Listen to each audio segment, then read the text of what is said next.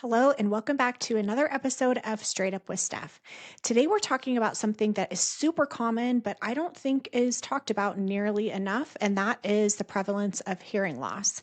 And we know that this is an issue in dentistry. If you didn't know, it is a huge issue because we're exposed to high frequency noises that can really damage our hearing over time.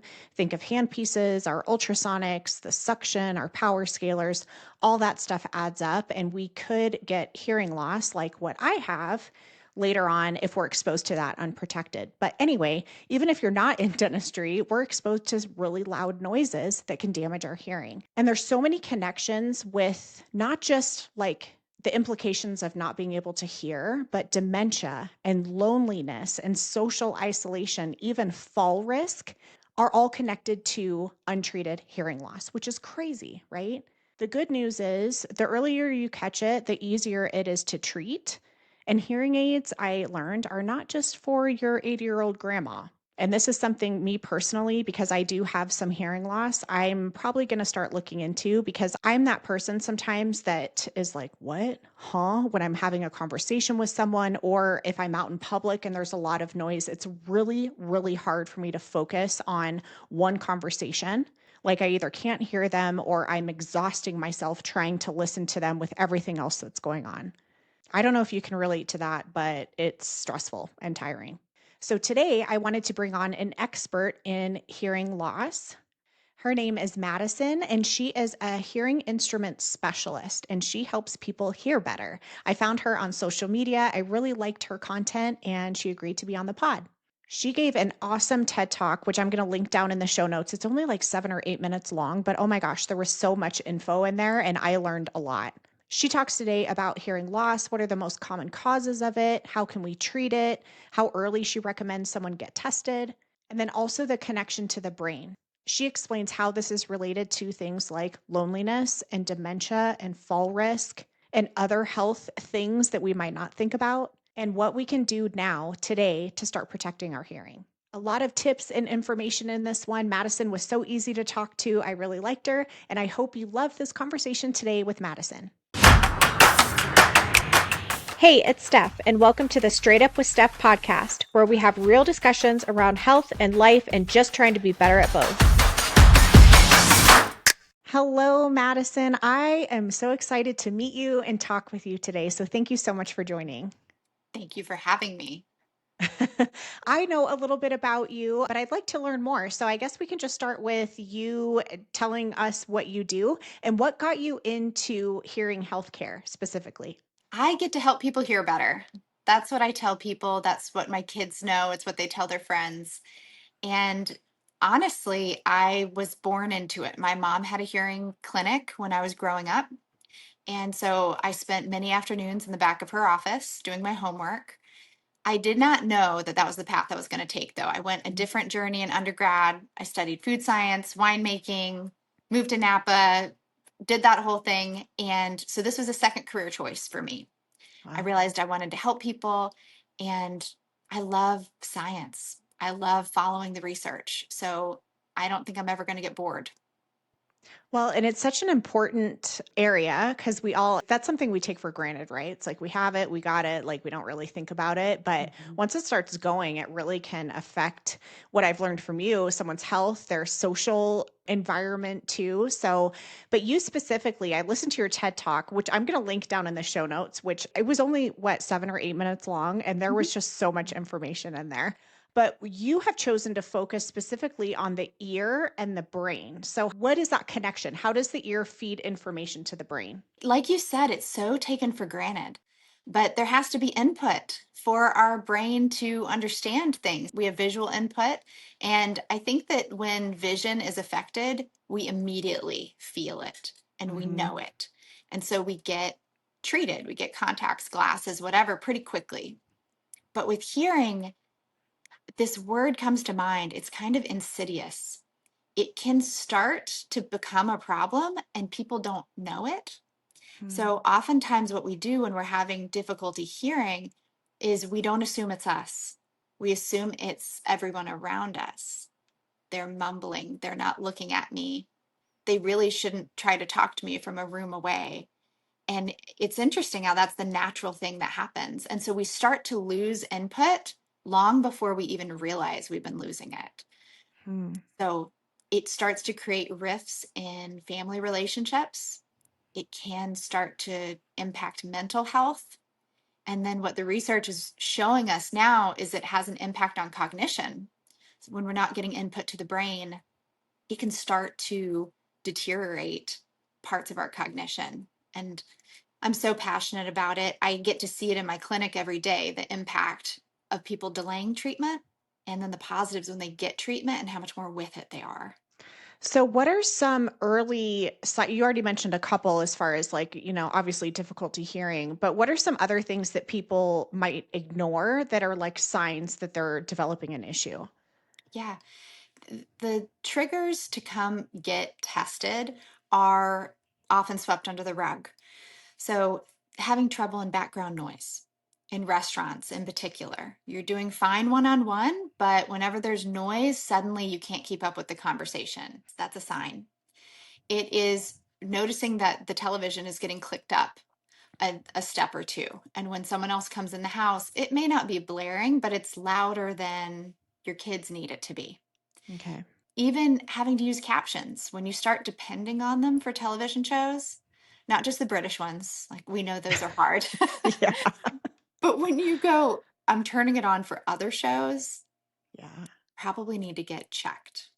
Is that I saw something on social media. I don't know if you know about this, but it's like I feel like it's maybe a millennial thing or I can't remember which generation it is, but like we have to have the captions on for everything. So does that mean we all have hearing loss or is it Hope just like we've not. gotten used to them? I hope not. Now, I do want to say there's nothing wrong with using them. People ask me if they're a crutch. Am I going to cause hearing trouble because I'm depending on using captions? No, it's just Okay. another tool in our toolbox. But maybe for us, we have had this rise of not just the British shows, but also these shows with a lot of background music that's very cool and trendy, but it can make it more difficult to understand what's being said. Hmm. Okay. I know me, and I know this it isn't a conversation about me, but I've got some hearing loss and I'm hard of hearing. And I totally identified with using captions, but also like in restaurants, it's weird or at parties or something because I am a little bit hard of hearing, but then I get into an environment like that and it's too much. And I'm like, how can this be too loud when I already don't hear well? You know what I mean? It's like this weird thing, but it's very easy to become overwhelmed and completely overstimulated. And then I'm done and I'm exhausted. Yeah, man, I find that too. Maybe it is a millennial thing. We're just getting older and we can't have that many inputs at once. It's like it's too much. Yeah. And then I leave and I'm like, oh my God, I need some quiet and I need to go to bed. Yes, I relate completely to that. And we're probably talking about, something different, overstimulating our nervous system and trying to take in too many inputs at Yeah. once. Now we even have those terms. I mean, when we were growing up, our parents weren't talking about, oh, the child's overstimulated. Let's give them quiet time. Yeah. We're more aware now, which is good. I know. But then I'm like, are we too aware? Like we just have labels and terms for everything. I don't know. It's weird. So what are some of the more common causes of hearing loss? Yeah. So there are things that we know can affect our hearing, like loud noise exposure. But what people And don't that's know something is that, like, is all of a sudden or, like, chronic loud noise? great question. It can be either. Okay. So we certainly can be around a really loud sound that immediately affects our hearing. A gunshot, Yeah. a loud car crash, a speaker, standing near a speaker at a concert. But what I see way more often than that, more often than a trauma like that, is that chronic noise exposure that's added up. And Mm. so, what I worry about is the duration of time that someone's exposed to loud noise. So, if you just think of it like, water is a really benign, soft substance that doesn't hurt anybody, but a drip of water on a rock over 1,000 years can create a hole. It's the same thing with our hearing. When we have a lot of loud noise exposure, it just eats into our hearing. So Mhm. I think most people have heard of OSHA. It's the organization that would control what is safe in a work environment. And I may not quote it exactly right, but the idea is you could be in environment that maybe is 80 decibels loud for 6 hours, and that's okay. But if it's 90 decibels, you can only be in it for 4 hours. If it's 100 decibels, only two. If it's 110, only one before it's dangerous and it can cause hearing loss. So I tell people if you've got loud music, you like feeling the rhythm, you've got a certain song you love, you can turn it up and then turn it down. Hmm. We don't want to be at crazy dangerous levels, but if you just need to feel it, just know, just don't do it for 2 hours at a time, please, because that's when it adds up and it creates really devastating hearing losses later in life that I'm treating every day. And is this something that gets harder to treat the longer someone waits to address it? It is exactly that way, yes. So the longer that someone goes without having their hearing corrected, we actually start to encounter something called auditory deprivation. So when we've deprived the ear of the sounds that it needs to understand speech, the auditory nerve, it basically just degrades. And so even when I do put hearing aids on someone, and on paper, it should just correct them, like putting on a pair of glasses, they still hear it blurry. It's Hmm. better, but it's muffled. And so out there in the community, I have thousands of people who love their hearing aids. They swear by them. They're telling everybody, please get them if you need them. But you've got a few loud people who don't like them, who don't want to wear them, don't feel like they're good enough. And a lot of those people waited a little too long to get them. And I can't meet their expectations. I'm working within the parameters I have. I can't get them back to normal hearing anymore.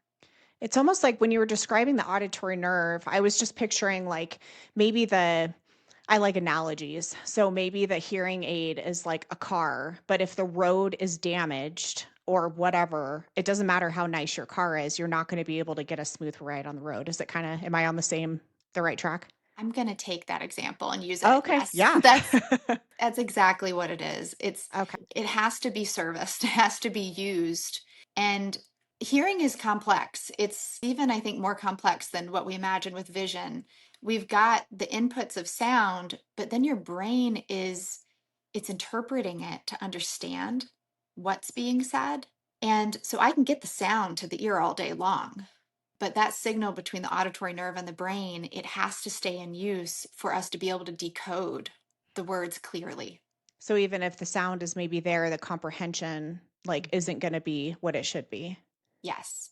And I should say at this moment, there also is something called auditory processing disorder, Hmm. which we now in our generation, we've heard this term used much more for children. We're catching it earlier, they're being screened earlier, but it actually can happen with adults too. And that's something that still my profession is just starting to screen better for. But there are people who will go through life with normal hearing and they still have the same feeling of things being fuzzy, Hmm. especially in background noise. They could have auditory processing disorder, and we actually do have treatments for it now. There are Okay. therapies to help us understand more clearly. So if anybody listening says, well, I don't have a hearing problem, but I do feel the way you're describing, APD, it might be worth getting an assessment for that. Okay. So, yeah, and I'm going to like link all of your contact information down in the show notes so people can reach out to you. But when you mentioned hearing aids, and I know that this is a probably a stereotype and a misconception, but I'm sure other people share it too. When I think of hearing aids, I think of like an 80-year-old or Mhm. 90-year-old who can't hear anything, yelling at grandma type of thing. I imagine that it's not like that. And do younger people like when do you recommend people get tested? And then how old or how young have you seen someone need a hearing aid or device? Yeah. I only see 18 and older. Obviously, Okay. there are children that have hearing loss from Yeah. birth or from traumas, but you are right that this is something that affects more people in older age. So, a third of people over 65 have a treatable hearing loss. So, it's Okay. younger than you might think. It jumps to every other person over 70. So, there's a steep decline in hearing as we age. Okay. But I see people in their 30s, 40s, 50s every week. Hmm. And some of them, it's from the noise exposure, like we talked about, but others, it's just genetic factors. They were predisposed to it, it was going to happen, or traumas. Things happen. We have surgeries for cancers, we have radiation, we have car accidents, we have all kinds of things that can cause trauma. But to your point, when I imagine that kind of cartoonish character, 80, 90 years old, with a big honkin' banana behind their ear, Yeah. and they still can't hear you, right? They're saying what with a hearing aid in. That is, it's not at all the reality of what I Hmm. see. Yeah. Hearing aids today are, first of all, they're so little. You don't even know who's walking around with a hearing aid on now. They're teeny tiny, either just tucked over the top lip of their ear or they're completely in the ear. And they're a Bluetooth device. So they're streaming their phone calls, their podcasts, their audio, whatever. And they're not saying what, huh, because they're wearing a hearing aid. Yeah. It's like they're wearing correction and it's working and you have no idea they're wearing it. That's how it should work. And, like, the longer we talk, I'm just like, "Man, I think I feel like I need something because 'cause I'm that person who I talk loud, I lecture a lot, and half the time I don't even need the microphone because I just like, I can project. But I'm that person in a conversation that's like, "What? Huh?" And it's so annoying socially to be that person, and I'm sure it's annoying with whoever I'm with or, like, my partner who has to, like, repeat themselves all the time. There's a definite social aspect to it as well. Yes, it does put pressure on friends and family and spouses to fill in the gap for you to kind of cater to the person who's having trouble hearing. Mhm. And, in the worst case, the person who's having the difficulty will say, well, yeah, they need to speak up. Yeah, Yep, exactly. they kind of put it on them. And in the best case, they say, oh, wait a minute, this is a me issue. One of the things that I have thought a lot about recently is the energy management involved for everyone around the person with hearing loss. So, the partner is having to speak up, they're having to catch the person's attention. They're expending a lot more energy just to communicate with that person. And then on the flip side, the person with the loss, they're expending more energy because they're having to make sure to look, make eye contact, they're asking them to repeat. They're a little confused because they're filling in the gaps. And so we talk about this listening effort, and it's one of the things that fatigues the brain and pulls attention away from the centers for memory and balance. And this is why we see a threefold increase in the risk of having a fall with an untreated hearing loss. That's crazy. It is, I mean, you it makes wouldn't sense the way you explained it, but I would have never put those 2 things together. I wouldn't have either if I hadn't seen that's out of Johns Hopkins. They've done a lot of studies on that recently. And so I talk about that a lot in my older communities because they are very concerned with falls, as they should be. But that increased strain on the brain is happening for any age. Yeah. And we already carry a lot of mental load besides adding that to the mix. So, with hearing aids, I guess I'm selfishly asking this, like, for myself because I feel like I'm headed down that road, but I'm 43 and this has been going on for a while, my issues with hearing, but when I go in, I'll get tested, I'm guessing, and then there's probably a spectrum where I would fall, and then maybe I would get prescribed a hearing aid, Yeah, and then I that's just wear it, like, all the time. great question. A lot of people, when they take the first step into getting checked and saying, okay, if I have a hearing loss, I'm willing to wear a hearing aid Mhm. in the situations I'm having trouble. So they think I'm going to use it like readers. The fact is that when you give the brain the sound that it's been missing, it will do much better if it just has that input all day, like it's your normal hearing. You put it on in the morning, you take it off at night, you don't think about it. It's like I have contacts in, and I would never just put contacts in just for the places that I needed them, right? Right. Yeah. But I have this argument, this counseling that I need to do with people when they're not really, really ready to commit and identify as somebody who needs hearing aids. And they struggle with it until they're willing to really wear them every day. Mm. Because what happens is once you give your brain the correction that it needs, it takes a few days to adjust to the new sounds. A little overstimulation happens at first, and then it just settles. But when you take them off for a day or two and then put them back on, you have to get used to them again. Okay. Yeah.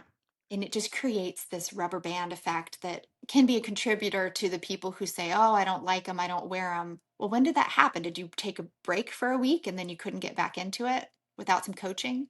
Okay. But there is hope, so that's good. Yeah, yeah, it's people who commit and they wear them, they all say, "I wish I'd done this sooner." Yeah. They're just like, "Oh, this is a relief. Okay, I did it." Right? Yeah. Yeah, that's so good to hear.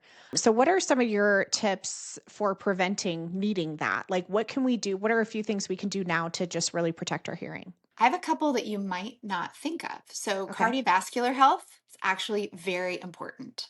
Okay. So, we have blood flow to our inner ear, tiny microscopic capillaries. And there is a lot of evidence that people who have cardiovascular issues have hearing loss because of it. Hmm. So, our total health, the better we take care of ourselves, we move our bodies, we eat well, you're going to have better longevity to your hearing as well, which is great. That's just Yep. one more reason to take good care of ourselves. Yeah. Protecting our hearing. So, even with some of the recreational sounds that people don't think about it being something that adds up, but using a blow dryer every day, a loud one for 50 years, you think we might have some hearing loss from that? You, Hmm. you can, and certainly hairdressers, urine that is occupational noise exposure. Yeah. Wow. Um, Yep. People mowing their lawn, we should be wearing earmuffs or even in the ear is fine. It doesn't matter. They both are effective. And then I have a lot of people who use power tools, they do carpentry as a hobby, and they think nothing of just shooting a nail gun 50 times into a project or just, I just needed the saw a couple times. Hmm. If it's too loud, you should have hearing protection on. Okay. Yeah. And what about like, I don't know, people driving who like to rock out to their music or people like me? I have headphones on like for this when I'm working out. I'm one of those people when I'm mowing the lawn, I also have hearing or headphones on and I'm blasting music. So I'm assuming that's probably not good. It's all about the volume and the Okay. duration. Yeah. So I've had a lot of people ask me, can I overuse my ears? I listen to a headset all day long. Right. Yeah. You cannot overuse them.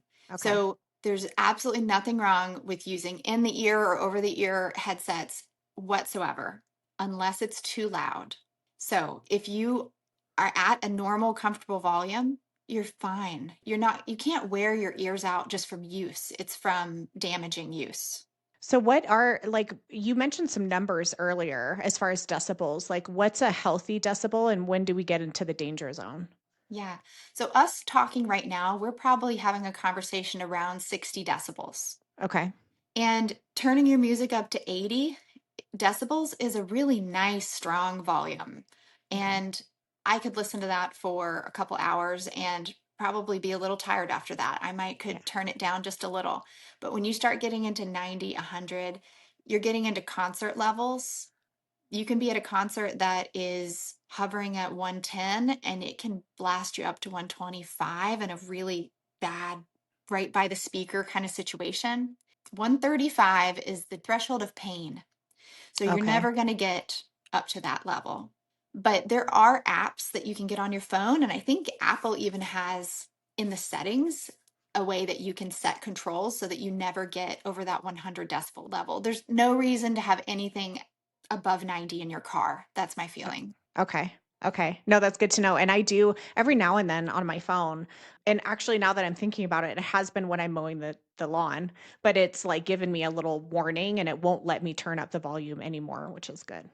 Have you ever been in a workout class where you've gotten an alert that it was too loud?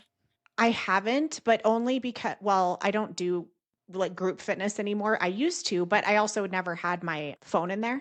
Yeah. But I did years at Orange Theory, and nothing bad about them, but they're not scared about blasting their music, and there had been a handful of people that complained about it, so then they handed out earplugs to people who wanted it. Isn't that hilarious?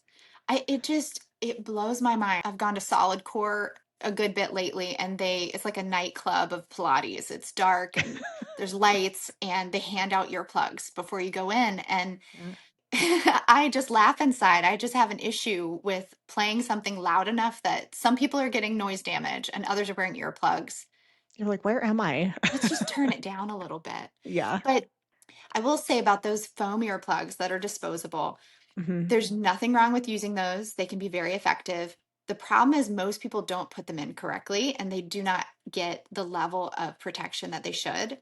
So the next time somebody gives you a foam earplug to use, the trick is you want to roll it, roll it, roll it until it is as skinny as it can be, the whole thing, not just a tiny tip of it.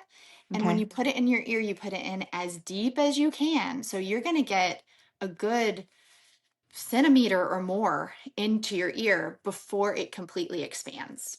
Okay. That is the proper way to put it in, not just a little roll a little and it's kind of sealing, it's kind of not. Yeah, that's a great tip. So speaking of concerts, and like sporting events, I have started using, and I would love your opinion on this. I've started using ear racers when I go to like a basketball game or like a concert or something like that. I actually won't go to a game without them now. But what's your opinion on those devices? I've also used an eargasm that worked okay. I just prefer the ear racer. I love them.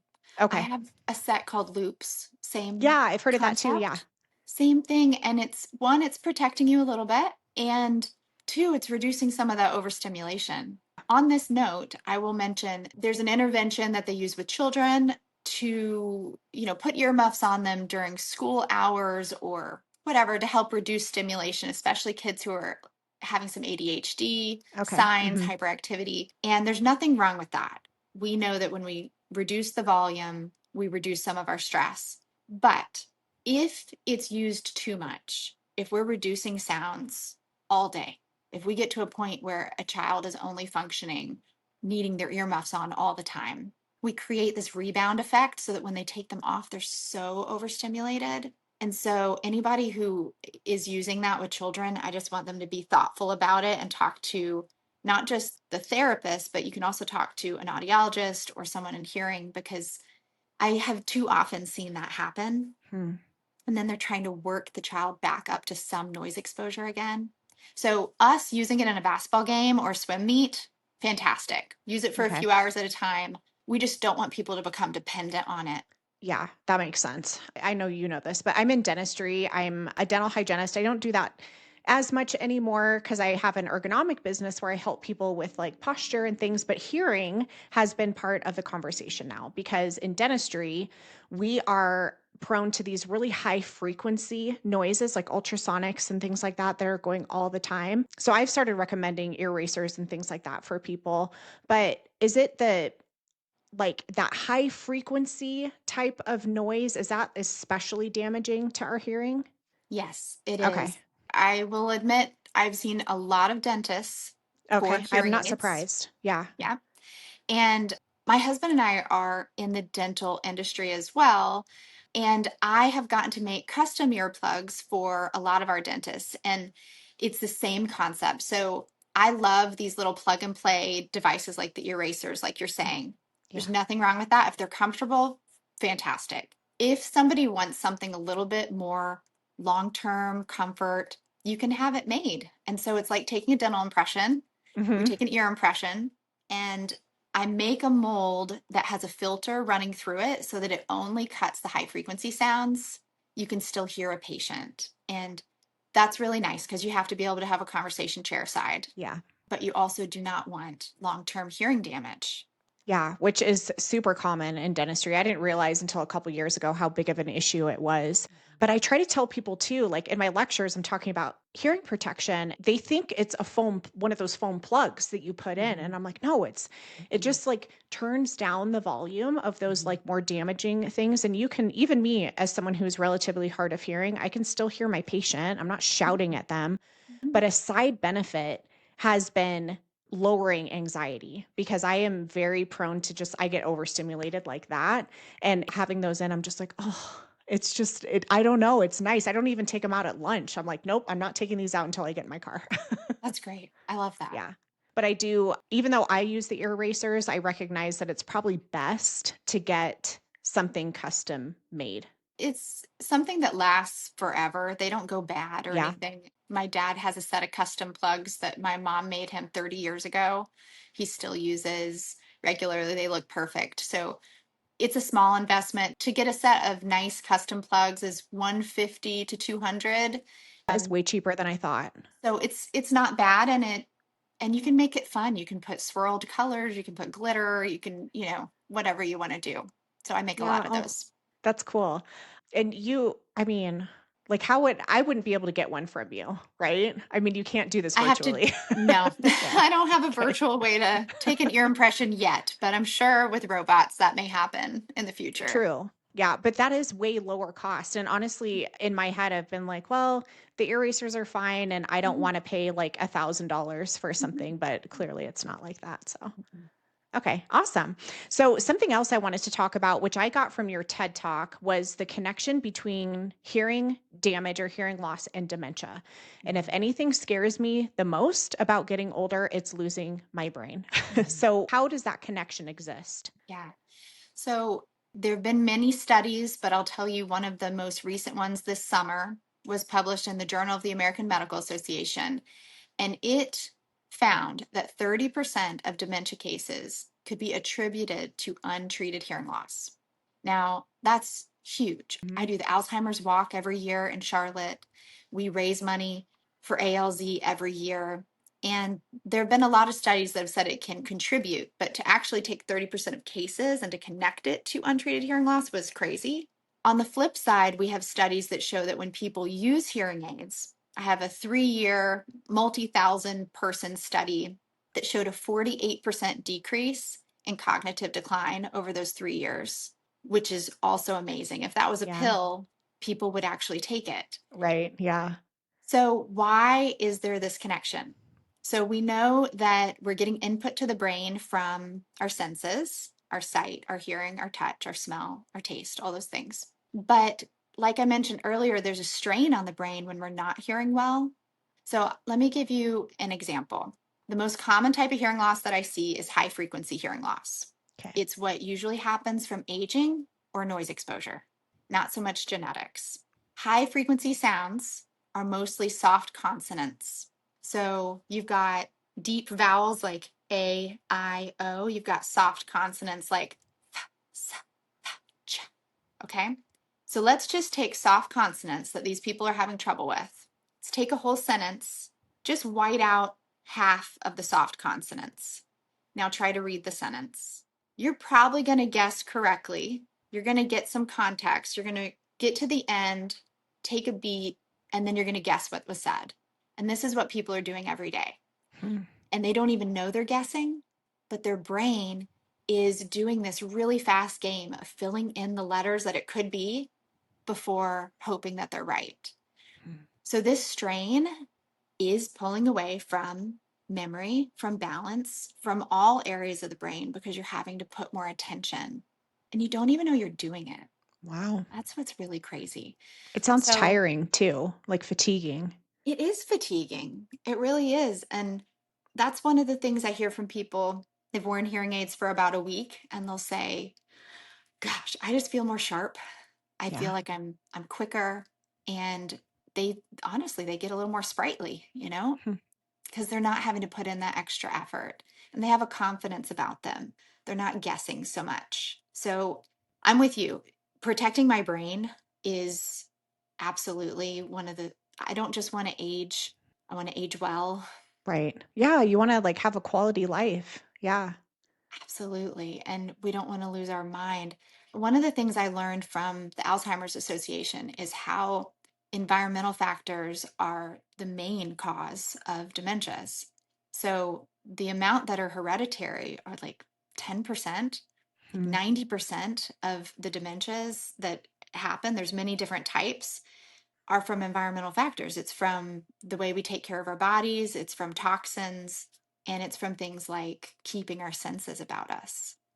Which is that it should be it's, like, scary, but also it should be reassuring because we have agency over that stuff. We don't over our genes. Exactly. I agree. And I'm sure you may have talked about it on the podcast that dental health, gum health Yeah. has such an impact. All these ways that we take care of ourselves are ultimately going to pay off at the end. It's like our parents telling us to wear sunscreen. You know, some of us did it and some of us didn't. And Yep. the fact is, like, reality doesn't care if you realized it was bad or not. There's, a time where you pay the piper. And so we got to take care of ourselves. Yeah, totally. I talk about like resistance training and lifting weights and trying to, maintain our muscle. And, some might think it's a vanity thing, but I'm thinking of the 80-year-old Stephanie who wants to get out of her car unassisted and wants to carry her groceries up the stairs and lift the suitcase into the overhead thing on the plane. It's like we've got to keep our future self in mind with everything that we're doing right now. Absolutely. It's an investment. Yeah. Yeah, In our future totally. health. Yeah. So, besides dementia, you had mentioned on your TED talk about some other things. I'm remembering loneliness, and that's a huge issue. But what other like health implications come from untreated hearing loss? So, like you mentioned, you've got the cognitive concerns. You have triple the risk of having a fall with a mild hearing loss. It actually goes up with the degree of loss. So, a moderate loss is quadruple the risk, Jeez. a severe loss is quintuple. So, that's a big one. The loneliness, like you mentioned, is it's really crazy looking at that research how loneliness it actually decreases the immune system and it increases inflammation in the body. Hmm. So I have been so obsessed with blue zones for the last 10 years. And I love that the Netflix show came out and it's talked about so much more now. But one of the keys wasn't just the diet, it was the social structure. It was having older family members who were close with or living with younger family members. And so, this idea of social interaction being one of the keys to longevity. We talked about earlier how when somebody's not hearing very well, it can cause miscommunications within a family. It can cause resentment for the people who are having to cater to them. It affects their self esteem because it creates those uncertainties about whether they really understood what was going on. And this is just, it's the butterfly effect. Hmm. You've got multiple negatives happening in this person's life, and it can have far reaching impacts socially and health wise. Yeah, I didn't realize, like, I knew hearing, loss is problematic for hearing, but I had no idea just that ripple effect that you were talking about. And it's so important to get screened early. So, in your perfect world, would everyone get like a baseline test or get tested on a regular basis? In a perfect world, a primary care doctor would be able to screen everybody by 55. That would be amazing. And everyone should get screened in an audiology office by 65. Okay. If we had enough audiologists in the country to baseline screen everyone, that would be fabulous. We don't really have enough for us to be able to lift that boulder. Mm. And primary cares, they have like 12 minutes with you, maybe. They have had to crunch their time because of lower insurance reimbursements. And so they don't really have the capacity either. So I think it's actually a really big problem, and I'm not Yeah. sure how to solve it. But anybody can take the onus into their own hands to say, I'm going to go see an audiologist and I'm going to get checked if they have concerns. Is there, is it only an audiologist that can like do that testing or? So actually, I'm a hearing instrument Yeah. specialist. Okay. So it's a little different. I have both in my office, and we have different specialties. But as far as testing hearing and prescribing hearing aids, we both do them. And so in the country, there are about 15,000 audiologists and about 15,000 hearing instrument specialists. Okay. Maybe that sounds like a lot. 30,000 is not enough, Okay. For everyone. especially Yeah. I don't know if you've heard about the silver tsunami, which is the boomers that are we have an increase in our elderly population and it's going to keep increasing the next 10 years plus, which is great. Everybody's living longer, but we also have to scale the caretakers who are aiding that demographic too. Hmm. So what is I'm just curious, like what you being a hearing, what are you Hearing called again? instrument specialist, Okay. HIS. HIS. So what is the training like for that? Yeah. So I got a bachelor's degree in an unrelated field. Okay. I then did a 2-year apprenticeship and I took all my state licensing exams. Then I went and did a national board certification exam. So I carry my state license and then I've got that certificate nationally. That allows me to have all the training I need to test hearing diagnostically, to make recommendations for hearing aids, to fit them, to program them, to do everything I need to do on the technical side. It's different in so many ways from an audiologist. They have to have a bachelor's and then they go into a 3 or 4 year doctoral program. And it didn't used to be the way that way. It used to be a master's, Okay. but in 2008, I believe, they added the doctorate. So, what that's done is it has created much better clinical knowledge. They are much more capable of working within a hospital system, assisting with like cochlear implants. They can do pediatrics, where I only see adults. Hmm. So they can specialize in areas that I wouldn't specialize in. But the reality is, the need is mostly in the older adult population who needs hearing aids. And so Yeah. most audiologists end up working in a similar fashion to how I work. Interesting. And maybe not like utilizing all of that extra training that they have. They're not. They're using a small portion of their scope. And so patients out there who are like, who should I see? They both are very qualified to do this job right here. But yeah, I'll say I've kind of wondered if a 4 year doctoral program should be the only method to get people to the level of being an audiologist. Yeah. Maybe like do some kind of, I don't know, stepping like thing. I don't know. There's a lot of conversations about it. It's like Yeah. PT, physical therapists have gone That's what I to was just thinking. Yeah. a doctorate, and maybe this is, I don't know, maybe this is an offshoot on this conversation, but it's difficult to pay the amount you need to achieve that doctorate and then come out of school and you're not making the same as many other doctoring fields. And so I think that's why we don't have enough people entering it as well. Yeah, well, I feel like that's a huge barrier to entry. It's Mhm. interesting what you are describing with what you do versus audiologists, because in dentistry, probably in every medical field, there's a shortage, but we specifically, people are claiming we don't have enough hygienists. And so they are, people are trying to get creative and training other people to take over some hygiene duties. And it's causing a bunch of drama. Like there's a lot going on.